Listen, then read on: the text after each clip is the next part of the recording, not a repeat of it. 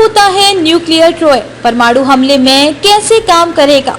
भारत की K-15 missile को भी जानिए। भारत ने अपनी न्यूक्लियर सबमरीन INS अरिहंत से परमाणु हथियार को ले जाने में सक्षम बैलिस्टिक मिसाइल SLBM का सफलतापूर्वक टेस्ट किया तो देश की न्यूक्लियर ट्रॉय की चर्चा होने लगी। रक्षा मंत्रालय ने टेस्ट की घोषणा तो की, लेकिन मिसाइल के बारे में ज्यादा जानकारी नहीं दी और न ही रेंज का खुलासा किया। सूत्रों ने बताया कि K-15 मिसाइल हो सकती है, जिसे सागरिका भी कहते हैं। यह SLBM की K फैमिली से ताल्लुक रखती है। ऐसे में दो महत्वपूर्ण चीजों के बारे में जानना महत्वपूर्ण हो जाता है। न्यूक्लियर ट्रॉयड क्या होता है और K-15 मिसाइल कितनी पावरफुल है? न्यूक्लियर ट्रॉयड क्या है और क्यों जरूरी? हम अक्सर परमाणु बम के बारे में पढ़ते या सुनते रहते हैं। पिछले दिनों खबर आई थी कि रूसी राष्ट्रपति व्लादिमीर पुतिन यूक्रेन पर परमाणु हमला कर सकते हैं।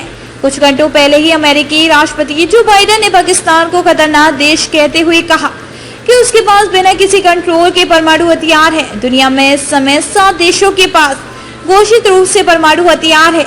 ऐसे में अगर तो परमाणु संपन्न देशों के बीच जंग छिड़ती है तो इस बात की आशंका रहेगी कि कोई देश जंग के मैदान में कमजोर पड़ा तो परमाणु हमला कर सकता है।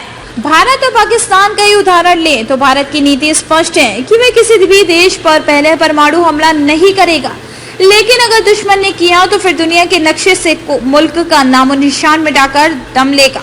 पाकिस्तान का कोई भरोसा नहीं है, इसलिए भारत ने न्यूक्लियर ट्रॉयड तैयार किया है। अगर पड़ोसी मुल्क परमाणु हमला करता है तो उसे पता है कि भारत भी जवाब में परमाणु हथियार दागेगा, यानी उसकी तबाही निश्चित है। हो सकता है पाकिस्तान सोचे कि भारत की सरजमी पर इतने परमाणु बम गिराए जाएं कि यहाँ की सेना और सरकार हमला करने की स्थिति में ही ना रहे। ऐसे में भारत क्या करेगा? यहीं पर शुरू होता है न्यूक्लियर ट्रॉयड का रोल।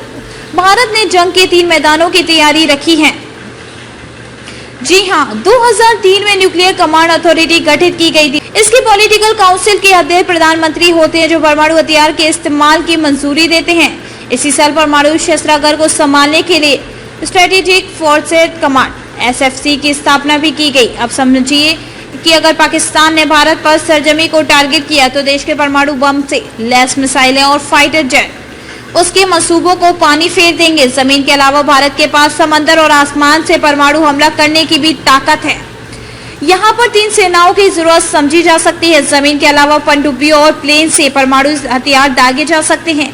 युद्धपोत को तो दुश्मन टारगेट कर सकते हैं, लेकिन गहरे समंदर में मौजूद सबमरीन को ढूंढना आसान नहीं होगा। इसी तरह INS अरिहंत ने परमाणु हथियार ले जा सकने वाली बैलिस्टिक मिसाइल का सफल टेस्ट किया है।